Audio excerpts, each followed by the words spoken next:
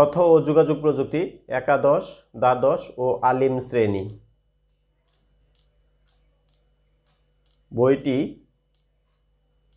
জাতীয় শিক্ষাক্রম ও পাঠ্যপুস্তক বোর্ড বাংলাদেশ কর্তৃক স্বীকৃত। বইটি রচনা করেছেন মোহাম্মদ তাহমিদ উল ইসলাম রাফি, তামিম শাহরিয়ার সুবিন, ফরহাদ মঞ্জুর, মোহাম্মদ নূরে আলম সিদ্দিকী, প্রফেসর লুৎফর রহমান। 1.3 অনুচ্ছেদ তথ্য ও যোগাযোগ প্রযুক্তির সাম্প্রতিক প্রবণতা। Contemporary trends of ICT. বাষ্পীয় শক্তির ব্যবহার দিয়ে প্রথম শিল্প বিপ্লবের শুরু হয়েছিল। বৈদ্যুতিক শক্তির ব্যাপক ব্যবহার ছিল দ্বিতীয় শিল্প বিপ্লব। ইলেকট্রনিক্স এবং তথ্য ও যোগাযোগ প্রযুক্তির ব্যবহার দিয়ে নতুন একটি শিল্প বিপ্লব শুরু হয়েছে। যে সমস্ত দেশ আগের শিল্প বিপ্লবে অংশ নিয়েছিল তারা পরবর্তীকালে পৃথিবীর নেতৃত্ব দিয়েছিল। একই ধারাবাহিকতায় আমরা বলতে পারি যারা এই তথ্য ও যোগাযোগ প্রযুক্তির শিল্প বিপ্লবে অংশ নেবে তারা ভবিষ্যতে পৃথিবীর নেতৃত্ব দেবে। তথ্য ও যোগাযোগ প্রযুক্তির এই বিকাশ পৃথিবীর সকল মানুষের জীবনকে কোনো না কোনোভাবে স্পর্শ করেছে। এই প্রযুক্তিটি মানুষের বুদ্ধিবৃত্তির উপরে অনেকখানি নির্ভর করে। কাজেই প্রথমবারের মতো এটি পৃথিবীর ধনী, দরিদ্র, সম্পদশালী কিংবা সম্পদহীন, অগ্রসর অথবা অনগ্রসর সকল জাতির জন্য সমান সুযোগের সৃষ্টি করেছে। যে জাতি যতটুকু আগ্রাসী হয়ে এই প্রযুক্তিকে গ্রহণ করবে সেই জাতি তত লাভবান হবে। আশার কথা হচ্ছে সীমিত সামর্থ্যের মধ্যে থেকেও আমাদের দেশ ডিজিটাল বাংলাদেশ হিসেবে এই প্রযুক্তি বাস্তবায়ন করার চেষ্টা করে যাচ্ছে।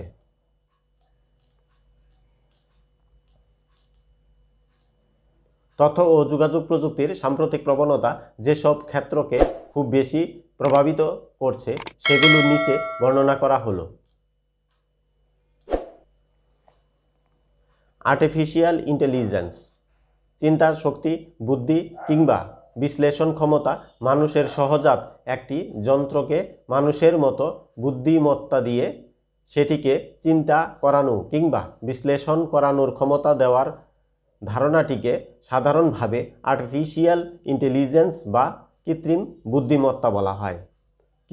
কিছুদিন আগেও কৃত্রিম বুদ্ধিমত্তা বা আর্টিফিশিয়াল ইন্টেলিজেন্স ছিল দূর ভবিষ্যতের একটি কাল্পনিক বিষয়, কিন্তু অতি সম্প্রতি এই দূরবর্তী ভবিষ্যতের বিষয়টি আমাদের দৈনন্দিন জীবনের অংশ হতে শুরু করেছে।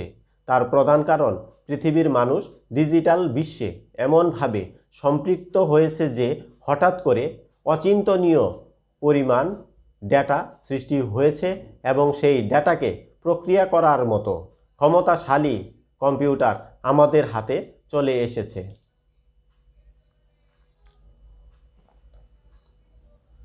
এই ডেটা বা তথ্যকে প্রক্রিয়া করার জন্য বিজ্ঞানী এবং প্রযুক্তিবিদরা এমন একটি পদ্ধতি বেছে নিয়েছেন যেটি মানুষের মস্তিষ্কের মতো করে কাজ করে। সাধারণভাবে এটা নিউরাল নেট নামে পরিচিত। সহজভাবে বলা যায় এর একটি ইনপুট স্তর এবং আউটপুট স্তর রয়েছে, যার মাঝখানের স্তরটি হচ্ছে লুক্কায়িত স্তর। প্রথমে এই নিউরাল নেটকে ইনপুট এবং তার সাথে যুক্ত আউটপুট ডেটা দিয়ে প্রশিক্ষণ দেওয়া হয়। তখন লুক্কায়িত স্তরটি এমনভাবে পরিবর্তিত হতে থাকে যেন প্রশিক্ষণের জন্য দেওয়া ইনপুটের জন্য সত্যি আউটপুটটি পাওয়া যায়। একবার প্রশিক্ষণ দেওয়া হয়ে গেলে এই নিউরাল নেটকে সম্পূর্ণ নতুন ইনপুট দিলেও সেটি তার জন্য সম্ভাব্য সঠিক আউটপুটটি দিতে পারবে। যত বেশি ডেটা দিয়ে প্রশিক্ষণ দেওয়া হবে নিউরাল নেটটি তত ভালো কাজ করবে। একটি লুকায়িত স্তর না রেখে একাধিক স্তর দিয়ে এই নেটকে আরও অনেক বুদ্ধিমান করা সম্ভব। তখন নেটটি নিজেই ডেটা ব্যবহার করে শিখে নিতে পারবে। এই প্রক্রিয়ার নাম ডিপ লার্নিং এবং বলা যেতে পারে এটি সত্যিকারের আর্টিফিশিয়াল ইন্টেলিজেন্সের সবচেয়ে কাছাকাছি একটি প্রক্রিয়া। কৃত্রিম বুদ্ধিমত্তা প্রয়োগের ক্ষেত্রে প্রধানত সি, সি++, Java, MATLAB, Python, SHRDLU, Prolog, LISP, CLISP আর ইত্যাদি প্রোগ্রামিং ল্যাঙ্গুয়েজ ব্যবহার করা হয়। কার্যকারিতা ও প্রয়োজনীয়তার ভিত্তিতে ডেভেলপারগণ তাদের পছন্দসই প্রোগ্রাম ব্যবহার করে থাকেন।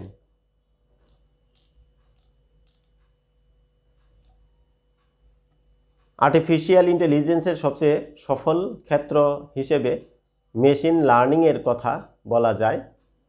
বর্তমান রেইনফোর্সমেন্ট লার্নিং গবেষণার মূল ভিত্তি হচ্ছে একটি যন্ত্রকে আলাদাভাবে কোনো কিছু শেখানো হবে না। মেশিনের সামনে উপস্থিত বিশাল পরিমাণ ডেটা থেকে একটি যন্ত্র নিজেই শিখে নেবে। প্রথম সিদ্ধান্ত নিতে ভুল হবে, কিন্তু ঠিক মানুষের মতোই যন্ত্র ভুল থেকে শিক্ষা নিয়ে সঠিক সিদ্ধান্ত নিতে শিখবে। আমরা আমাদের জীবদ্দশাতেই আর্টিফিশিয়াল ইন্টেলিজেন্সের কিছু সফল প্রয়োগ দেখতে পাব। তার একটি হচ্ছে ড্রাইভারবিহীন স্বয়ংক্রিয় গাড়ি। আবহাওয়ার সফল ভবিষ্যৎবাণী আমরা ইতিমধ্যে দেখতে শুরু করেছি। এছাড়াও বর্তমান বিশ্বে কম্পিউটার প্রযুক্তি নির্ভর এমন কোনো ক্ষেত্র খুঁজে পাওয়া যাবে না যেখানে কৃত্রিম বুদ্ধিমত্তার ব্যবহারিক প্রয়োগ নেই। যেমন চিকিৎসাবিদরা, automobile, finance, surveillance, social media, entertainment, শিক্ষা, স্পেস এক্সপ্লোরেশন, গেমিং, রোবোটিক্স, কৃষি, ই-কমার্স সহ স্টক মার্কেটের শেয়ার লেনদেন, আইনি সমস্যা সম্ভাব্য সঠিক সমাধান, বিমান চালনা, যুদ্ধক্ষেত্র পরিচালনা ইত্যাদি ক্ষেত্রে এর ব্যাপক ব্যবহার বর্তমানে পরিলক্ষিত হচ্ছে। অনুচ্ছেদ 2, রোবোটিক্স। রোবট শব্দটির সাথে আমরা সবাই কম বেশি পরিচিত। এই শব্দটি দিয়ে আমরা এমন এক ধরনের যন্ত্রকে বোঝাই যেটি মানুষের কর্মকাণ্ডের অনুরূপ কর্মকাণ্ড করতে পারে। বিজ্ঞান, ইঞ্জিনিয়ারিং এবং প্রযুক্তির সমন্বয়ে গঠিত যে বিষয়টি রোবটের ধারণা, নকশা, উৎপাদন, কার্যক্রম কিংবা ব্যবহার বাস্তবায়ন করতে পারে তাকে রোবোটিক্স বলা হয়ে থাকে। রোবট কথাটি বলা হলে যদিও সাধারণভাবে আমরা মানুষের আকৃতির একটি যন্ত্র কল্পনা করি, কিন্তু প্রকৃত রোবট তার কাজের উপর নির্ভর করে যে কোনো আকারের বা আকৃতির হতে পারে। আজ থেকে এক যুগ আগেও রোবটের মূল ব্যবহার গাড়ির ওয়েল্ডিং কিংবা স্ক্রু লাগানোর মাঝে সীমাবদ্ধ ছিল। প্রযুক্তির উন্নতির সাথে সাথে রোবটের কার্যপরিধিও বেড়ে যেতে শুরু করেছে এবং এমন কোনো কাজ নেই যেখানে রোবট ব্যবহার করা হচ্ছে না।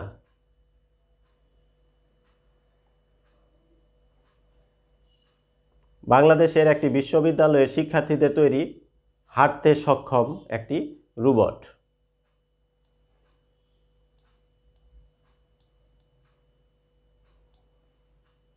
রোবোটিক্সের ক্ষেত্র বৃদ্ধি পেলেও তার গঠনে 3টি নির্দিষ্ট বিশেষত্ব রয়েছে। সেগুলো হচ্ছে, একটি রোবট যে নির্দিষ্ট কাজ করার জন্য তৈরি হয় তার উপর নির্ভর করে একটি বিশেষ যান্ত্রিক গঠন হয়ে থাকে। রোবটের যান্ত্রিক কাজ করার জন্য বিদ্যুৎ ব্যবহারের ব্যবস্থা থাকতে হয়। রোবটকে কম্পিউটার প্রোগ্রামিং দিয়ে নিয়ন্ত্রণ করা হয়। রোবট শিল্প এখনও তুলনামূলকভাবে নতুন হলেও এটি সাগরের গভীর থেকে শুরু করে মহাকাশ পর্যন্ত সব জায়গায় যেখানে মানুষের পক্ষে যাওয়া সম্ভব নয় সেখানে কাজ করে যাচ্ছে। ব্যবহার: 1 নাম্বার, বিপজ্জনক কাজে। মানুষের পক্ষে যেসব কাজ অত্যন্ত বিপজ্জনক এবং ঝুঁকিপূর্ণ, যেমন সমুদ্রের তলদেশে যে কোনো অনুসন্ধানী কাজে, মাইন ইত্যাদি বিস্ফোরক দ্রব্য নিষ্ক্রিয়করণে, নিউক্লিয়ার শক্তি কেন্দ্রে, খনির অভ্যন্তরে কোনো কাজে, নদী সমুদ্রের নিচে টানেল নির্মাণ ইত্যাদি কার্যক্রমে রোবট ব্যবহৃত হয়। 2 নাম্বার, শিল্প কারখানায়।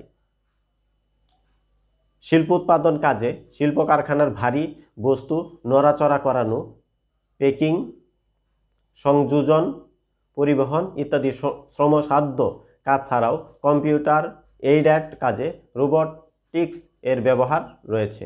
3 নাম্বার, সূক্ষ্মাতিসূক্ষ্ম কাজে। মাইক্রো সার্কিটের উৎপাদন, পুঙ্খানুপুঙ্খভাবে পরীক্ষার কাজ এবং ইলেকট্রনিক আইসি, প্রিন্টেড সার্কিট বোর্ড ইত্যাদির তৈরির জন্য রোবট ব্যবহৃত হয়। 4 নাম্বার, চিকিৎসা ক্ষেত্রে সার্জারি, জীবাণুমুক্তকরণ, ঔষধ বিতরণ ইত্যাদি কাজে রোবট ব্যবহৃত হয়। 5 নাম্বার, সামরিক ক্ষেত্রে বিস্ফোরক দ্রব্য শনাক্তকরণ, বোমা নিষ্ক্রিয়করণ, যুদ্ধক্ষেত্রে এবং অন্যান্য মিলিটারি অপারেশনে রোবট ব্যবহৃত হয়। 6 নাম্বার, শিক্ষা ও বিনোদনে শারীরিকভাবে অসুস্থ, পঙ্গু বা অটিস্টিক শিক্ষার্থীদের বিশেষ শিক্ষা ব্যবস্থায় রোবটের ব্যাপক ব্যবহার রয়েছে। শিশুদের চিত্ত বিনোদনের ক্ষেত্রে খেলনা রোবট এবং মিডিয়া আর্টের ক্ষেত্রেও রোবট ব্যবহৃত হয়। 7 নাম্বার, নিরাপত্তা ও পর্যবেক্ষণে বিভিন্ন গুরুত্বপূর্ণ স্থাপনা নিরাপত্তার জন্য অন্ধকারে কোনো আগন্তুককে পর্যবেক্ষণ করার জন্য, দুষ্কৃতকারী কিংবা বিপজ্জনক আসামিকে ধরার কাজে এবং পর্যবেক্ষণ ইত্যাদিতে পুলিশকে রোবট সহায়তা দিতে থাকে। 8 নাম্বার, মহাকাশ গবেষণায় মহাকাশে কিংবা অন্য গ্রহ উপগ্রহ সম্পর্কিত নানাবিধ তথ্যানুসন্ধান ও বৈজ্ঞানিক কার্যক্রম পর্যবেক্ষণের জন্য বা মহাকাশ যান প্রেরণ করার সময় ব্যাপক হারে রোবটের ব্যবহার আছে। 9 নাম্বার, ঘরোয়া কাজে দৈনন্দিন ঘরোয়া কাজে গৃহকর্মী হিসেবে নিত্য নৈমিত্তিক কার্যাদি সম্পাদনের জন্য রোবট ব্যবহার করা হয়ে থাকে। ভবিষ্যতে রোবটের সাথে কৃত্রিম বুদ্ধিমত্তা আরও ব্যাপকভাবে সম্পৃক্ত করে রোবটকে অনেক নতুন নতুন কাজে ব্যবহার করা হবে।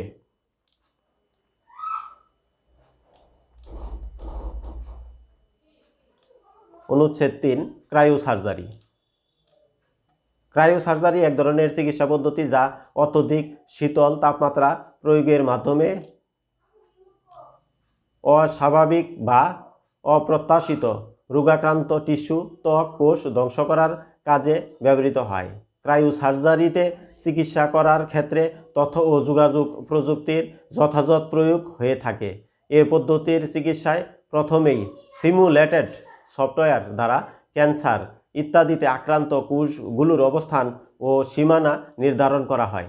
এক্ষেত্রে রোগাক্রান্ত কোষটিকে আইসিটি যন্ত্রপাতি নিয়ন্ত্রিত মাইক্রো ক্যামেরাযুক্ত নল দিয়ে ক্ষতস্থান শনাক্ত করা হয় এবং অত্যন্ত সূক্ষ্ম সূচযুক্ত ক্রায়োপ্রুব প্রবেশ করিয়ে নির্ধারিত ক্রায়োজনিক গ্যাস প্রয়োগ করা হয়।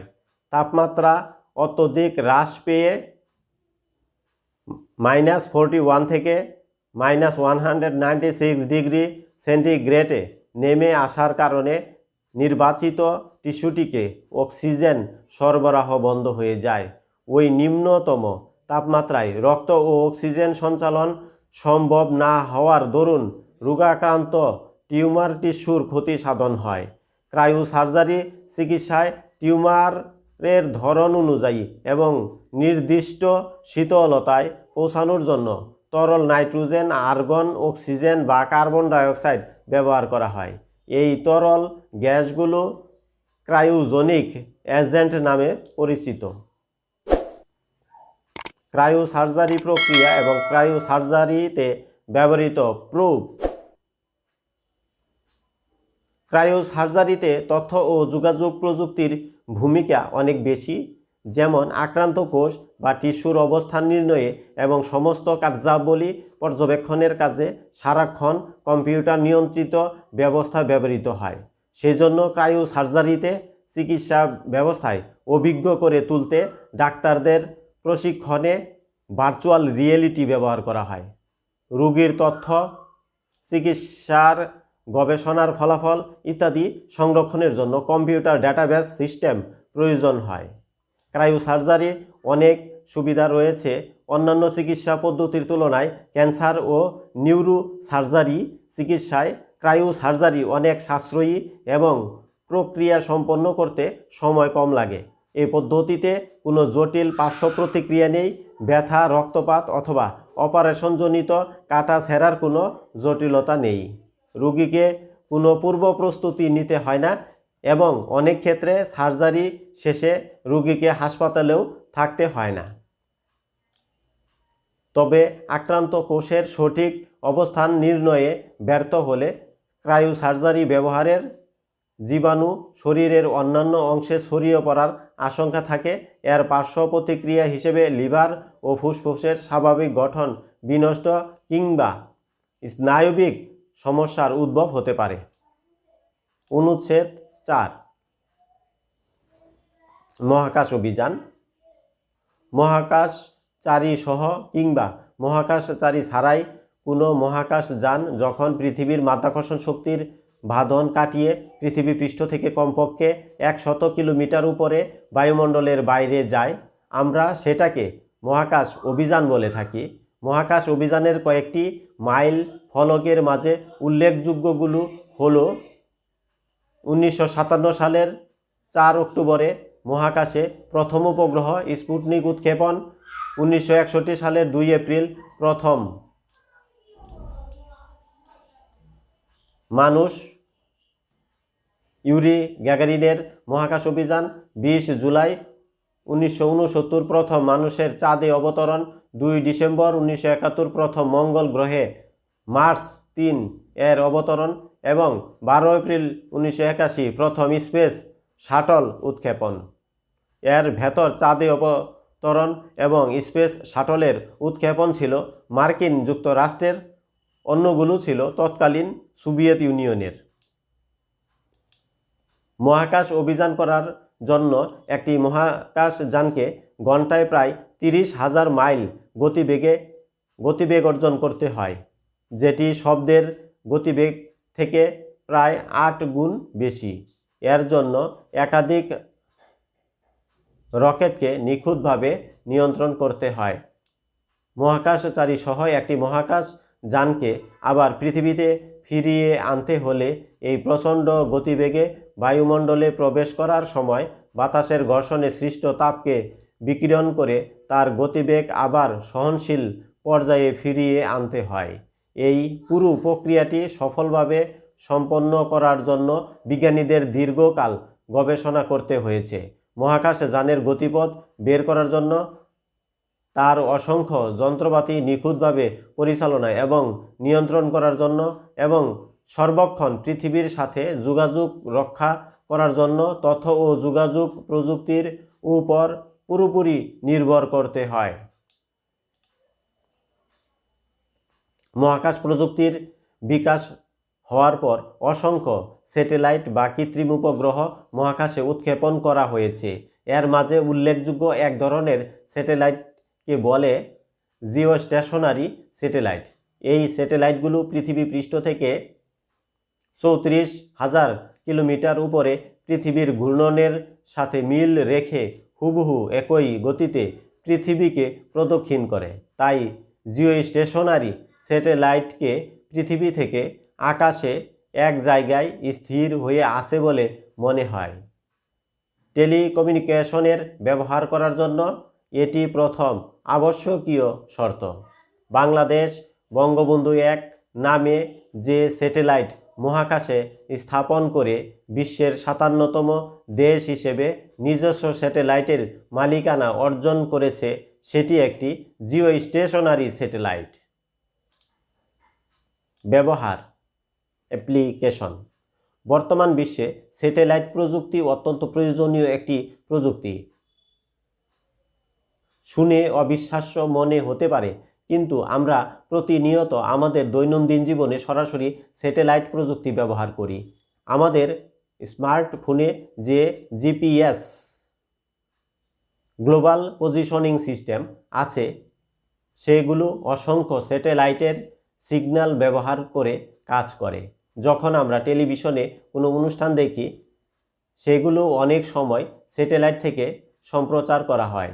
আমরা যখন দূর দেশে কথা বলি, অনেক সময়েই সেই কথাগুলো স্যাটেলাইটের ভেতর দিয়ে সেখানে যায়। যখন সমুদ্রে নিম্নচাপ ঘূর্ণিঝড়ে রূপান্তরিত হয়, আবহাওয়া স্যাটেলাইট তার নিখুঁত ছবি তুলে আমাদের সতর্ক করে দেয়। মহাকাশ গবেষণায় স্যাটেলাইট অনেক বড় ভূমিকা রেখেছে। হাবল টেলিস্কোপে তোলা গ্রহ নক্ষত্রের ছবি বিজ্ঞানের জগতে নতুন দিগন্তের সৃষ্টি করেছে। তবে মহাকাশ অভিযানে প্রযুক্তিগত সমস্যা ছাড়াও মনুষ্য সৃষ্ট সমস্যাও আছে। যেমন মহাকাশে বিভিন্ন উচ্চতায় অসংখ্য পরিত্যক্ত এবং অকেজু মহাকাশ যান কিংবা তাদের ভগ্নাংশ অচিন্তনীয় গতিবেগে পৃথিবীকে প্রদক্ষিণ করে যাচ্ছে। সেগুলোর সঙ্গে অন্য মহাকাশ যানের সংঘর্ষের আশঙ্কা এমন একটি বাস্তব সমস্যা। মহাকাশযান অভিযান যে এখন শুধু মানুষের কল্যাণের জন্য করা হয়, সেটিও সত্যি নয়। অনেক দেশই নানা ধরনের গোপন সামরিক তথ্য সংগ্রহের জন্য স্যাটেলাইটগুলো ব্যবহার করে। শুধু তাই নয়, যুদ্ধবাজ দেশগুলো মহাকাশভিত্তিক সামরিক বাহিনী গড়ে তোলার ঘোষণা দিয়েছে, যেটি সমস্ত পৃথিবীকে একটি বড় বিপদের ঝুঁকিতে ফেলে দিয়েছে। বঙ্গবন্ধু 1 স্যাটেলাইট। বঙ্গবন্ধু 1 স্যাটেলাইট থেকে নিম্নলিখিত সুযোগ সুবিধা পাওয়া যায়। 1 নাম্বার, ডিশ সার্ভিস চালু হওয়ার মাধ্যমে টিভি চ্যানেলগুলোকে আর বিদেশি স্যাটেলাইট ভাড়া করতে হয় না। 2 নাম্বার, এটি শুধু বাংলাদেশ নয়, বাংলাদেশের কাছাকাছি অন্য অনেক দেশকে কভার করবে। কাজেই সেই দেশগুলো বঙ্গবন্ধু 1 স্যাটেলাইট থেকে প্রয়োজনীয় সেবা কিনতে পারবে। 3, দেশের ইন্টারনেট সুবিধাবঞ্চিত এলাকা যেমন দুর্গম পার্বত্য ও হাওর অঞ্চলে ইন্টারনেটের মাধ্যমে অনলাইন ব্যাংকিং, টেলিমেডিসিন, দূর নিয়ন্ত্রিত শিক্ষা কার্যক্রম সহ নানাবিধ সেবা গ্রহণে সক্ষম হবেন। 4, প্রাকৃতিক দুর্যোগের সময় মোবাইল ফোন নেটওয়ার্কে বিপর্যয় ঘটলে দ্রুততম সময়ের মধ্যে এই স্যাটেলাইটের মাধ্যমে সার্বিক যোগাযোগ চালু রাখা সম্ভব হবে। 5, এছাড়াও এই স্যাটেলাইটে স্থাপিত অত্যাধুনিক ক্যামেরার মতো সূক্ষ্ম প্রযুক্তি ব্যবহার করে দেশের অনেক মূল্যবান তথ্য উপাত্ত সংগ্রহ করতে পারবে। অনুচ্ছেদ 1.3.5 আইসিটি নির্ভর উৎপাদন ব্যবস্থা। ICT dependent production. ব্যবহারকারী বা ভোক্তাদের ব্যবহার্য অত্যাবশ্যকীয় পণ্য ও পরিষেবা তৈরি বা সরবরাহের পদ্ধতিকে বলে উৎপাদন। এই প্রক্রিয়া সৃজনশীলতা, গবেষণা, জ্ঞান, মেধা ও মনন ইত্যাদির সমন্বিত ব্যবহার বা কর্মের দ্বারা দৃশ্যমান হয়। একদিকে মানুষের প্রয়োজন ও পছন্দের বৈচিত্র্য, অন্যদিকে বিজ্ঞাপনের মাধ্যমে মানুষকে নতুন নতুন পণ্যের প্রতি প্রলুব্ধ করার কারণে মানুষের নানা রকম চাহিদার সৃষ্টি হয়। সেই চাহিদা মিটাতে প্রতিনিয়ত পণ্যের নতুন নতুন মডেল বাজারে আসছে। চাহিদা মোতাবেক পণ্যের বৈচিত্র্য ও গুণগত মান নির্ধারণের জন্য পরিকল্পনা, পরিবহন, বিপণন, নকশা উন্নয়ন ইত্যাদির জন্য তথ্য ও যোগাযোগ প্রযুক্তির উপর নির্ভর করতে হয়। উৎপাদন সংশ্লিষ্ট বিভিন্ন যন্ত্রপাতি ব্যবহারের ক্ষেত্রে প্রোগ্রাম লজিক কন্ট্রোলার PLC ব্যবহার করে উৎপাদনশীলতাও বৃদ্ধি পাচ্ছে। আজকাল হাতের স্পর্শ ছাড়াই কম্পিউটার নিয়ন্ত্রিত পদ্ধতিতে কলকারখানায় পণ্যোৎপাদন চলছে, যার দরুন সময়ের অপচয় রোধ সহ কাঁচামাল নষ্ট হওয়ার আশঙ্কা কমে গেছে। তাছাড়া আধুনিক উৎপাদন ব্যবস্থার ক্ষেত্রে যে কোনো ধরনের যন্ত্র পণ্যদ্রব্য ডিজাইনিং, ড্রাফটিং, সিমুলেশন করার জন্য বিশেষায়িত সফটওয়্যার যেমন কম্পিউটার এইডেড ডিজাইন CAD ইত্যাদির মাধ্যমে নিখুঁতভাবে নকশা প্রণয়ন করা হয়। জটিল ফর্ম কম্পিউটার নিয়ন্ত্রিত যন্ত্রের সাহায্যে নিখুঁতভাবে কাটা যায়। বিভিন্ন রাসায়নিক কারখানা কিংবা ওষুধ শিল্পে কম্পিউটারের সাহায্যে কাঁচামালের পরিমাণ কিংবা চাপ ও তাপ নিখুঁতভাবে নিয়ন্ত্রণ করা সম্ভব হয়। উৎপাদন ব্যবস্থার সাথে সম্পৃক্ত কর্মী বাহিনীর যাবতীয় তথ্যাদি যেমন দক্ষতা, শ্রম, ঘন্টা, পারিশ্রমিক সহ ব্যক্তিগত তথ্যাদি এবং পণ্য সংক্রান্ত সার্বিক তথ্য নির্ধারিত সফটওয়্যারে সংরক্ষণ করে পরিপূর্ণভাবে ব্যবহার করা সম্ভব হয়। একটি কারখানাকে পরিপূর্ণভাবে স্বয়ংক্রিয় করে সেটিকে 24 ঘন্টা কর্মক্ষম রাখা সম্ভব। কৃষিক্ষেত্রে তথ্য ও যোগাযোগ প্রযুক্তির ব্যবহার দিন দিন বৃদ্ধি পাচ্ছে।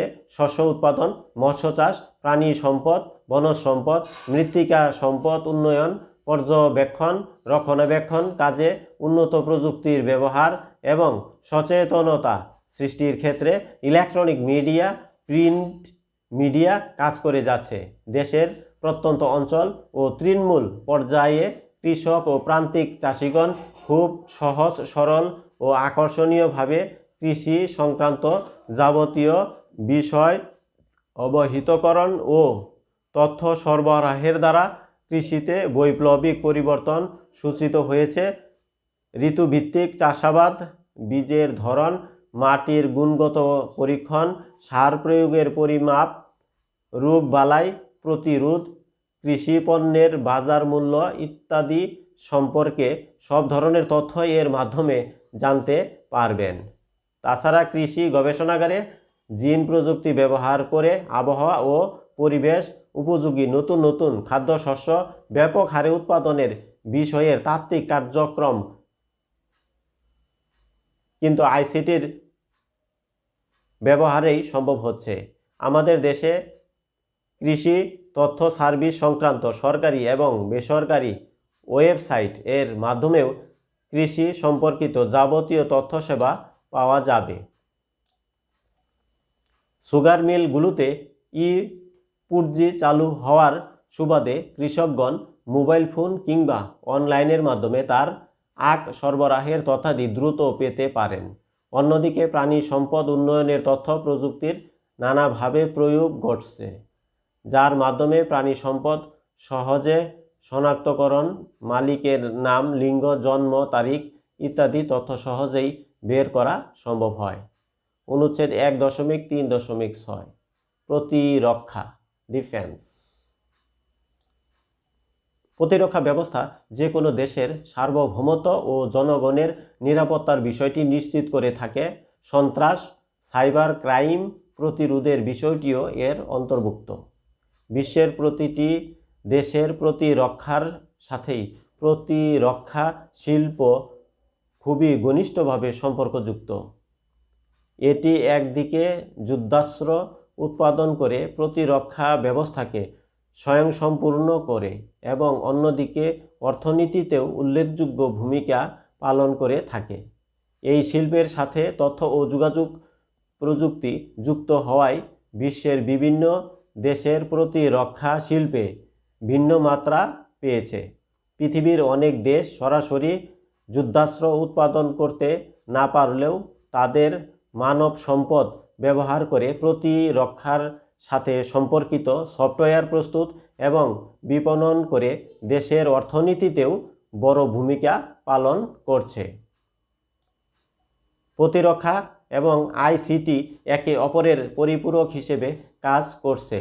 যেমন একসময় বোমার কোনো নিজস্ব বুদ্ধিমত্তা ছিল না, তাকে যেখানে নিক্ষেপ করা হতো সেটি সেখানে আঘাত করত। এখন আইসিটির সহায়তায় স্মার্ট বোমা তৈরি করা সম্ভব হয়েছে, যেটি নির্দেশ শুনে নির্দিষ্ট জায়গায় গিয়ে আঘাত করতে পারে। সাম্প্রতিককালে মনুষ্যবিহীন aircraft, unmanned aerial vehicle UVA বা ড্রোন ব্যবহার করে যুদ্ধের পরিস্থিতি পাল্টে দেওয়া সম্ভব হচ্ছে। আকাশ থেকে মহাকাশ কেন্দ্রিক এবং হার্ডওয়্যার থেকে সফটওয়্যার বেসড যুদ্ধ এখনকার যুদ্ধের নিত্যদিনের চিত্র। আধুনিক যুদ্ধে স্যাটেলাইট এবং ইন্টারনেটের প্রভাব অপরিসীম। প্রতিরক্ষা শিল্পে এসবের লক্ষণীয় প্রভাবগুলো নিম্নরূপ। 1 নাম্বার, সেনাবাহিনীকে প্রশিক্ষণ দেওয়ার কাজে সিমুলেশন এবং ভার্চুয়াল রিয়েলিটি পরিবেশ তৈরি করে ব্যাপকভাবে তথ্য প্রযুক্তিকে ব্যবহার করা হয়। এটি নিরাপদ, অর্থ সাশ্রয়ী এবং 24 ঘন্টা চালু রাখা সম্ভব। 2 নাম্বার, মানুষকেন্দ্রিক যুদ্ধক্ষেত্র ব্যবস্থাপনার পরিবর্তে আধুনিক যুদ্ধে নেটওয়ার্কিং ভিত্তিক যুদ্ধ পরিচালনা করা হয়। এক্ষেত্রে কমান্ডার তার অফিসে অবস্থান করে যুদ্ধের সার্বিক অবস্থা পর্যবেক্ষণ করে যুদ্ধ পরিচালনায় তাৎক্ষণিকভাবে প্রয়োজনীয় ব্যবস্থা নিতে পারেন। 3 নাম্বার, স্যাটেলাইট যোগাযোগ ব্যবস্থার দ্বারা দূর থেকে যুদ্ধক্ষেত্রের পরিস্থিতি সরাসরি সম্প্রচার, পর্যবেক্ষণ ও কমান্ডিং করা সম্ভব হয়। 4 নাম্বার, শত্রু বাহিনীকে পর্যুদস্ত করার জন্য তাদের কমান্ড সেন্টারের যোগাযোগ ব্যবস্থা ইলেকট্রনিক জেমিং করে অচল করে দিতে পারে। 5 নাম্বার, মিসাইল বা ক্ষেপণাস্ত্র তথ্য প্রযুক্তি ব্যবহার করে অত্যন্ত কার্যকর ও নিখুঁতভাবে লক্ষ্যবস্তুতে আঘাত হানতে পারে। 6 নাম্বার, অত্যন্ত গোপনে শত্রুপক্ষের শিবিরে আঘাত হানার জন্য ড্রোন ব্যবহার করা হয়। 7 নাম্বার, মিসাইল, রকেট বা ড্রোন আক্রমণ থেকে রক্ষা পাওয়ার জন্য পাল্টা প্রতিরক্ষা ব্যবস্থা গড়ে তোলার কাজে তথ্য প্রযুক্তিকে ব্যাপকভাবে ব্যবহার করা হয়। বর্তমানে সেনা, নৌ ও বিমান বাহিনী, এক্ষেত্রে বাংলাদেশ আর্মড ফোর্সেস বা বাংলাদেশ সশস্ত্র বাহিনী নামে পরিচিত, এই বাহিনীর উপর বাংলাদেশ আমাদের দেশের প্রতিরক্ষার দায়িত্ব ন্যস্ত আছে। আমাদের সশস্ত্র বাহিনীকে আধুনিকায়ন করে তথ্য প্রযুক্তিতে দক্ষ করার পরিকল্পনা করা হয়েছে।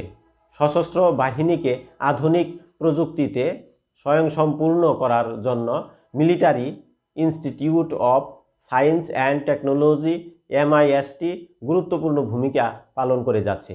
এখানে উল্লেখ্য যে প্রতিরক্ষা বাহিনীর নানা ধরনের গবেষণার কারণে অনেক নতুন নতুন প্রযুক্তি গড়ে উঠেছে এবং পৃথিবীর সাধারণ মানুষ লাভবান হয়েছে। ইন্টারনেট এবং GPS সেই রকম 2টি উদাহরণ। অন্যদিকে এটাও সত্যি যে পৃথিবীতে যুদ্ধ অস্ত্রের একটি বিশাল বাণিজ্য থাকার কারণে পৃথিবীর বিশাল সম্পদ অপচয় করে প্রতিনিয়ত নতুন যুদ্ধাস্ত্র তৈরি হয়। সেই অস্ত্র প্রকৃত যুদ্ধাবস্থায় পরীক্ষা করার জন্য নির্দিষ্ট সময় পরে পৃথিবীর নানা প্রান্তে যুদ্ধ লাগিয়ে রাখার দুর্ভাগ্যজনক উদাহরণও রয়েছে। অনুচ্ছেদ 1.3.7 বায়োমেট্রিক, মানুষের দৈহিক গঠন বা আচরণগত বৈশিষ্ট্য পরিমাপের ভিত্তিতে কোনো ব্যক্তিকে অদ্বিতীয়ভাবে শনাক্ত করার জন্য ব্যবহৃত প্রযুক্তিকে বায়োমেট্রিক বলে।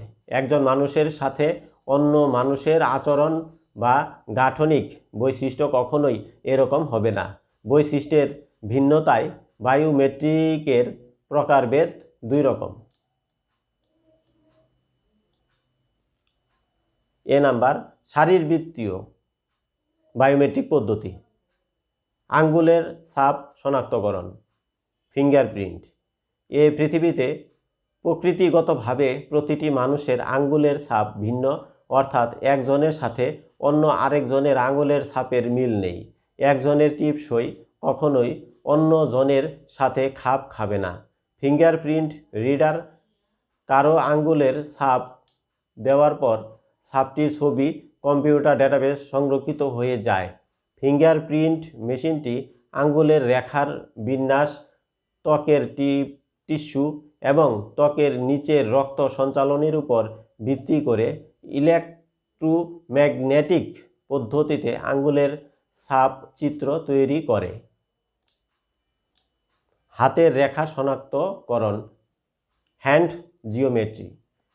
পদ্ধতিতে হাতের আকার, পুরুত্ব, হাতের রেখার বিন্যাস ও আঙ্গুলের দৈর্ঘ্য বিশ্লেষণ করে নিরাপত্তা নিশ্চিত করা হয়। তবে কায়িক পরিশ্রম করে এমন মানুষ, বিশেষ করে শ্রমিকদের ক্ষেত্রে পদ্ধতি খুব বেশি কার্যকর নয়। তাছাড়া হাতে কিছু লেগে থাকলেও পদ্ধতির কার্যকারিতা সেভাবে পরিলক্ষিত হয় না। আইরিশ শনাক্তকরণ, আইরিশ স্ক্যানিং। পদ্ধতিতে চোখের মণির চারপাশে বেষ্টিত রঙিন বলয় বা আইরিশ বিশ্লেষণ করে শনাক্তকরণের কাজ সম্পন্ন করা হয়। শনাক্তকরণের জন্য সময়ও তুলনামূলকভাবে কম লাগে এবং সূক্ষ্মতাও গ্রহণযোগ্য মাত্রায় হয়ে থাকে। তবে কন্ট্যাক্ট লেন্স পরা থাকলে পদ্ধতি সবসময় কার্যকরী নাও হতে পারে। মুখমণ্ডলের অবয়ব শনাক্তকরণ, ফেস রিকগনিশন। পদ্ধতিতে পুরো মুখমণ্ডলের ছবি তুলে শনাক্ত করা হয়। আগে থেকে রক্ষিত স্যাম্পল মানের সাথে যার মুখমণ্ডলের আকৃতি তুলনা করা হবে তার ছবি ক্যামেরার মাধ্যমে ধারণ করে সেটি তুলনা করা হয়। ডিএনএ পর্যবেক্ষণ, DNA test. DNA deoxy ribo nucleic acid টেস্টের মাধ্যমে যে কোনো ব্যক্তিকে অত্যন্ত নিখুঁত ও প্রশ্নাতীতভাবে শনাক্ত করা যায়। মানব শরীরের যে কোনো উপাদান, যেমন রক্ত, চুল, আঙ্গুলের নখ, মুখের লালা হতে ডিএনএর নমুনা সংগ্রহ করা হয়।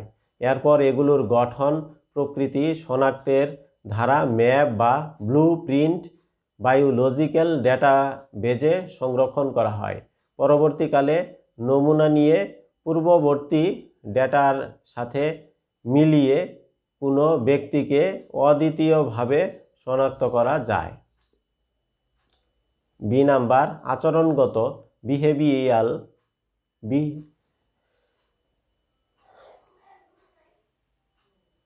বায়োমেট্রিক পদ্ধতি। আচরণগত বায়োমেট্রিক পদ্ধতি। বি নাম্বার, আচরণগত বায়োমেট্রিক পদ্ধতি। কিবোর্ডে টাইপিং গতি যাচাইকরণ। কিবোর্ড কিংবা জাতীয় কোনো ইনপুট ডিভাইসে তার গোপনীয় কোড কত দ্রুত টাইপ করে দিতে পারে তার সময় পূর্বের সময়ের সাথে মিলিয়ে কোনো ব্যক্তিকে শনাক্তকরণের কাজ সম্পন্ন করা হয়। হাতে করা স্বাক্ষর যাচাইকরণ, সিগনেচার ভেরিফিকেশন। এটি একটি বহুল ব্যবহৃত ও দীর্ঘদিনের প্রচলিত পদ্ধতি। পদ্ধতিতে ব্যক্তিকে শনাক্তকরণের ক্ষেত্রে স্বাক্ষরের আকার, ধরন, লেখার গতি, সময়, লেখার মাধ্যমের যেমন কলম, পেন্সিল ইত্যাদি চাপকে যাচাই করে শনাক্তকরণ করা হয়। কণ্ঠস্বর যাচাইকরণ, ভয়েস রিকগনিশন। পদ্ধতিতে ব্যবহারকারীর কণ্ঠস্বরকে মাইক্রোফোনের মাধ্যমে ধারণপূর্বক কম্পিউটার প্রোগ্রামিংয়ের সাহায্যে ইলেকট্রিক সিগন্যালে রূপান্তর করে ডেটাবেজে সংরক্ষণ করা হয়। পরবর্তীকালে ভয়েস রেকর্ডারের মাধ্যমে ব্যবহারকারীর কণ্ঠস্বর রেকর্ড করা হয় এবং পূর্বের ধারণকৃত কণ্ঠস্বরের সাথে তুলনা করে শনাক্তকরণের কাজ সম্পন্ন করা হয়। এ পদ্ধতিতে ব্যক্তির সর্দি কাশি হলে শনাক্তকরণে বিঘ্নের সৃষ্টি হয়। বায়োমেট্রিক প্রযুক্তি ব্যবহারের ক্ষেত্রসমূহ: মৃতদেহ শনাক্তকরণ, অপরাধী শনাক্তকরণ, পিতৃত্ব বা মাতৃত্ব শনাক্তকরণ, জাতীয় পরিচয়পত্র, biometric passport, driving licence, voter নিবন্ধন, এটিএম ও অনলাইন ব্যাংকিং, প্রবেশ নিয়ন্ত্রণ ও উপস্থিতি নির্ণয়, কম্পিউটার বা মোবাইল ফোন লগইন, ই-কমার্স ও স্মার্ট কার্ড ইত্যাদিতে বায়োমেট্রিক প্রযুক্তির ব্যবহার হয়ে থাকে।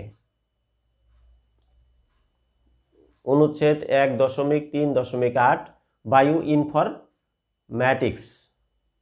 বায়ো ইনফরম্যাটিক্স জীববিজ্ঞান, কম্পিউটার সায়েন্স, ইনফরমেশন ইঞ্জিনিয়ারিং, গণিত এবং পরিসংখ্যানের সমন্বয়ে গঠিত একটি বিষয়। মূলত এই বিষয়টির জন্ম হয়েছে জীববিজ্ঞানের বিশাল পরিমাণ ডেটা সংগ্রহ, সংরক্ষণ এবং সঠিকভাবে প্রক্রিয়া করে সেগুলো ব্যাখ্যা করার জন্য। বায়ো ইনফরম্যাটিক্সের প্রথম বড় সাফল্য এসেছিল যখন 13 বছরের দীর্ঘ প্রচেষ্টার পর মানব জিনোম প্রথমবার সিকোয়েন্স করা হয়েছিল এবং সেই তথ্য অনলাইনে প্রকাশিত হয়েছিল যেন সারা পৃথিবীর বিজ্ঞানীরা সেটি পেতে পারে।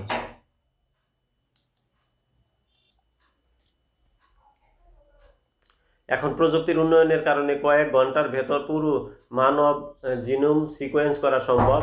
বায়ো ইনফরম্যাটিক্সের আরেকটি গুরুত্বপূর্ণ ক্ষেত্র হচ্ছে ক্যান্সারের উপর গবেষণা। ভবিষ্যতে প্রত্যেকটা মানুষের জন্য আলাদা আলাদাভাবে তার নিজস্ব ওষুধ ব্যবহৃত হবে, সেটিও সম্ভব হবে বায়ো ইনফরম্যাটিক্সের গবেষণার ফলে। প্রোটিনের গঠন বহুদিন থেকে বিজ্ঞানীদের জন্য গুরুত্বপূর্ণ বিষয়। বায়ো ইনফরম্যাটিক্স এই ব্যাপারেও মূল গবেষণার বড় ভূমিকা পালন করছে। বিজ্ঞানের একটি অত্যন্ত গুরুত্বপূর্ণ বিষয় হচ্ছে বিবর্তন। এই বিবর্তনের রহস্য উন্মোচনে বায়ো ইনফরম্যাটিক্সের অনেক বড় একটি ভূমিকা পালন করছে। সাধারণত নিচে 4টি ভিন্ন ভিন্ন শাখার উপাদান ও কৌশলের সমন্বয়ে বায়ো ইনফরম্যাটিক্স পদ্ধতি কাজ করে থাকে। 1 নাম্বার, আণবিক জীববিদ্যা ও মেডিসিন ডেটা উৎস বিশ্লেষণের কাজ করে। 2 নাম্বার, ডেটাবেজ টেক্সট মাইনিং ও ওয়েব অ্যাপ্লিকেশন করে থাকে। 3 নাম্বার, প্রোগ্রাম উপাত্ত বিশ্লেষণ অ্যালগোরিদম যার মাধ্যমে বায়ো ইনফরম্যাটিক্স কঠোরভাবে সুনির্দিষ্ট করা হয়। 4 নাম্বার, গণিত পরিসংখ্যান এর সাহায্যে সম্ভাব্যতা যাচাই করা হয়। বায়ো ইনফরম্যাটিক্সের ব্যবহার মূলত জৈবিক পদ্ধতি বিশ্লেষণ সম্পর্কে সম্যক এবং সঠিক ধারণা অর্জন করার ক্ষেত্রে বায়ো ইনফরম্যাটিক্স ব্যবহৃত হয়। আর এই জৈবিক তথ্য হিসাব নিকাশ এবং এ সম্পর্কিত যাবতীয় সমস্যার সমাধানে কম্পিউটার প্রযুক্তির ব্যবহার অপরিহার্য। তবে জিনোম সিকোয়েন্স, প্রোটিন সিকোয়েন্স ইত্যাদি গঠন উপাদানের ইলেকট্রনিক ডেটাবেজ গঠনে কম্পিউটার প্রযুক্তি বিশেষভাবে ব্যবহৃত হয়। এছাড়াও মলিকুলার মেডিসিন, জিন থেরাপি, ওষুধ তৈরিতে, বর্জ্য পরিষ্কারকরণে, জলবায়ু পরিবর্তন গবেষণায়, বিকল্প শক্তির উৎস সন্ধানে, জীবাণু অস্ত্র তৈরিতে, ডিএনএ ম্যাপিং ও অ্যানালাইসিস, জিন ফাইন্ডিং, প্রোটিনের মিথস্ক্রিয়া পর্যবেক্ষণে বায়ো ইনফরম্যাটিক্স ব্যবহৃত হয়।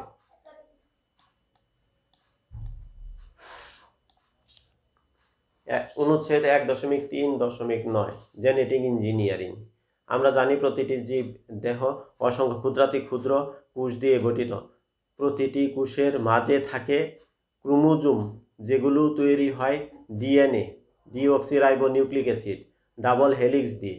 এই ডিএনএর ভেতর ক্ষুদ্র ক্ষুদ্র অংশ সেই প্রাণীর জীবনের বৈশিষ্ট্যকে বহন করে এবং যেগুলো জিন হিসেবে পরিচিত একটি ক্রোমোজোমে অসংখ্য জিন থাকতে পারে। মানবদেহে 20,000 থেকে 30,000 জিন রয়েছে। এই ধরনের এক সেট জিনকে জিনোম বলা হয়। জিনোম হলো জীবের বৈশিষ্ট্যের নকশা বা বিন্যাস।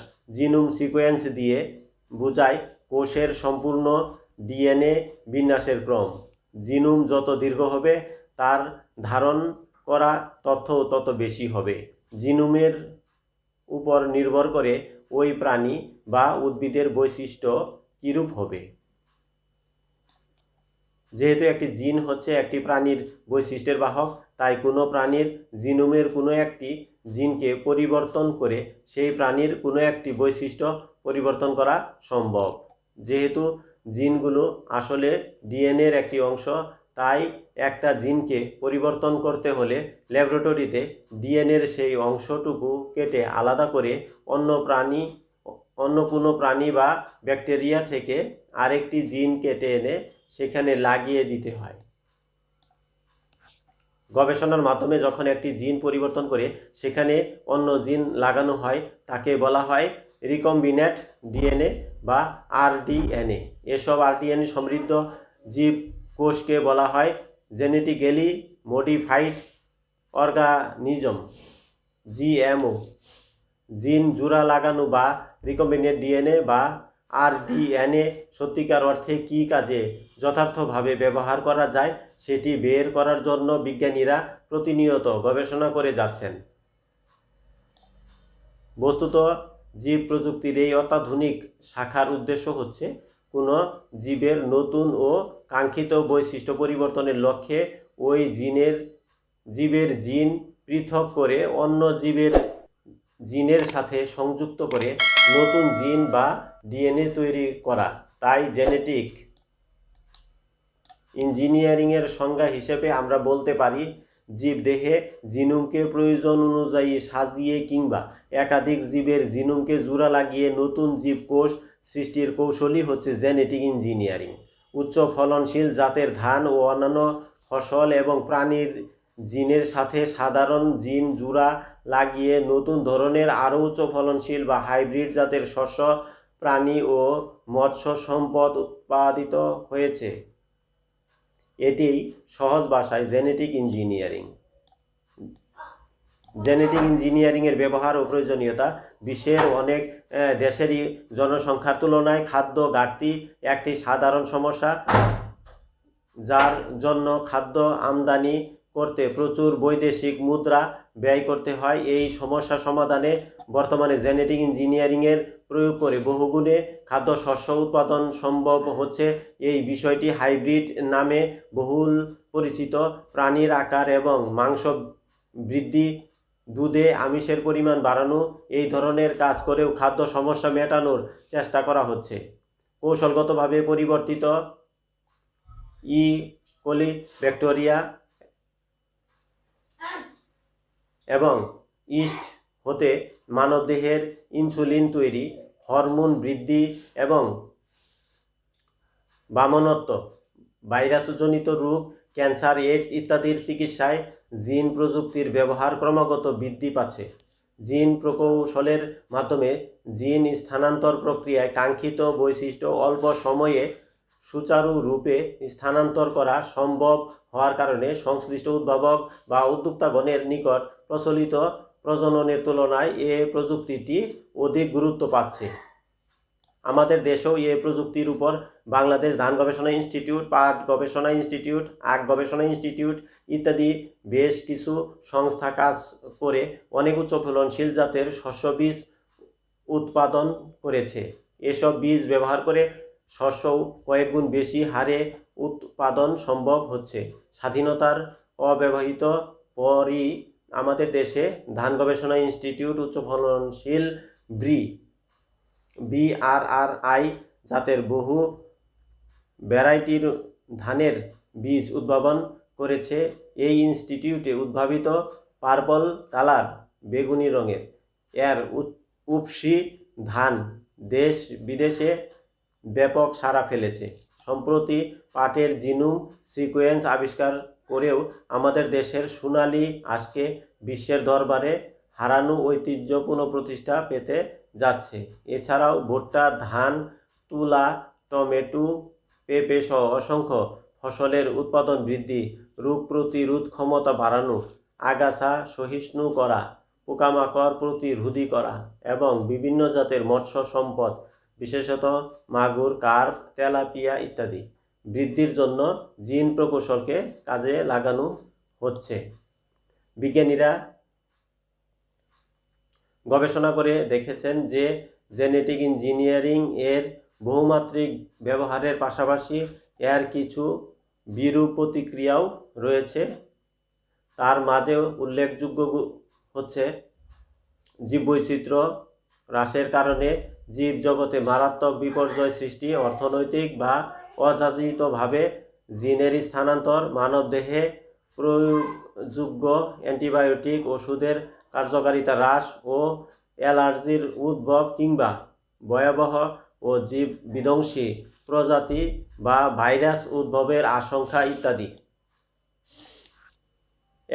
অনুচ্ছেদ 1.3.10 ন্যানো টেকনোলজি।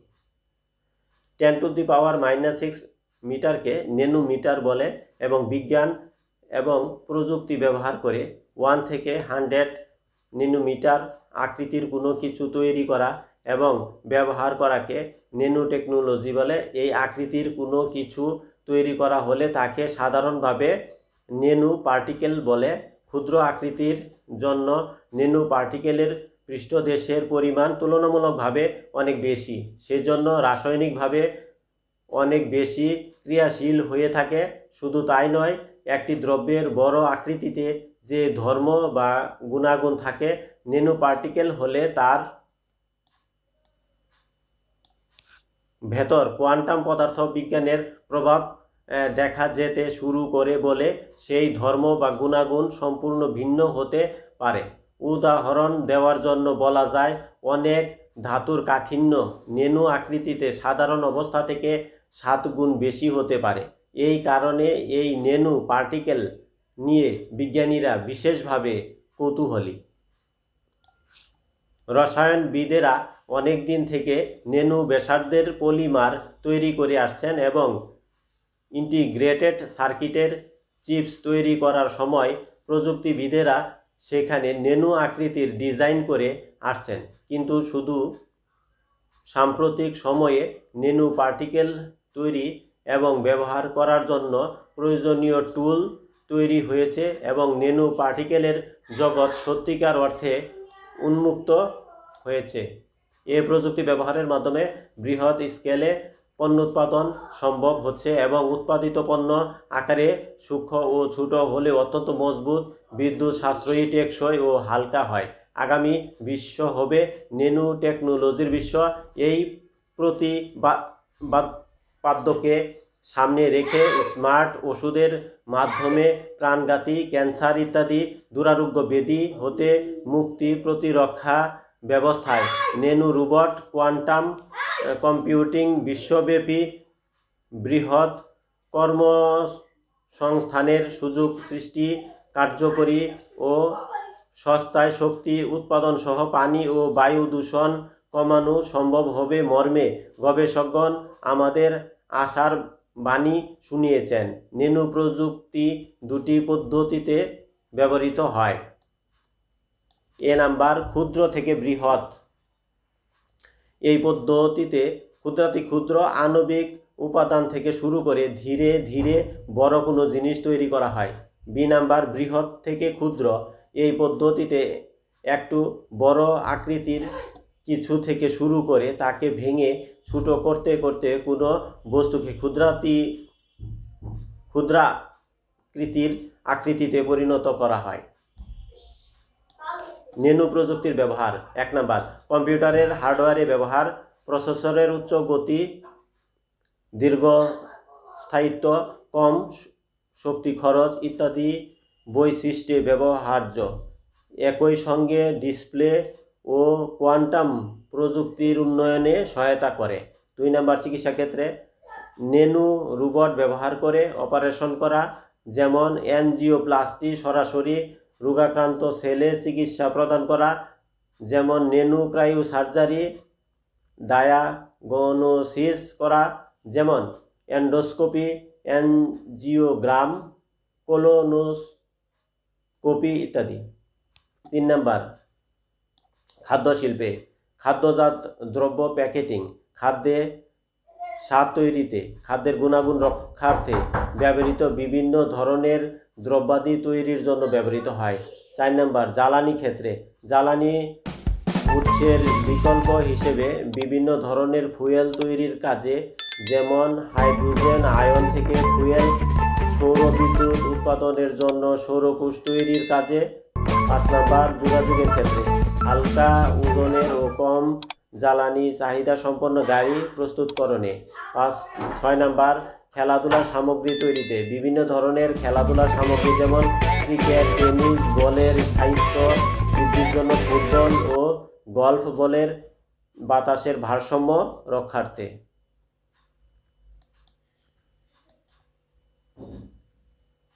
7 নাম্বার, বায়ু ও পানি দূষণ রোধে শিল্প কারখানায় ক্ষতিকর রাসায়নিক বর্জ্যকে ন্যানো পার্টিকেল ব্যবহার করে অক্ষতিকর বস্তুতে রূপান্তর করে পানিতে নিষ্কাশিত করা, যেমন ট্যানারি শিল্পের বর্জ্যকে এই প্রযুক্তির সাহায্যে দূষণমুক্ত করে নদীর পানির দূষণ প্রতিরোধে সহায়তা করে।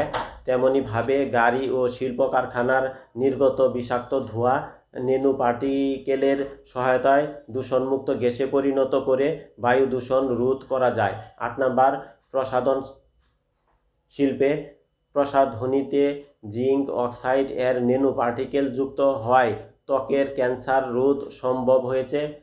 সেই সাথে সানস্ক্রিন ও ময়েশ্চারাইজার তৈরির কাজে ব্যবহার্য রাসায়নিক পদার্থ তৈরির ক্ষেত্রে এবং অ্যান্টি এজিং ক্রিম তৈরিতেও ন্যানো টেকনোলজি ব্যবহৃত হয়। তবে উল্লেখ্য যে ন্যানো পার্টিকেলের ব্যবহার নানাবিধ সুবিধা থাকলেও অন্যদিকে ন্যানো পার্টিকেল দিয়ে প্রাণঘাতী অস্ত্র তৈরি, প্রচলিত জ্বালানি গ্যাস তৈরি ইত্যাদির বিকল্প হিসেবে এর অপব্যবহার অভিজাত শ্রেণীর উদ্ভবের দরুন ধ্বনি ও নির্ধনের পার্থক্য চরম মাত্রায় বৃদ্ধি, কালোবাজারি এবং সর্বোপরি মানব শরীরের কোষের গঠনশৈলী পরিবর্তন সহ কোষ মেরে ফেলার মতো ক্ষতিকারক প্রযুক্তি হিসেবে ন্যানো প্রযুক্তির ব্যবহার এখনও প্রশ্নবিদ্ধ অবস্থান হতে বেরিয়ে আসতে সক্ষম হয়নি।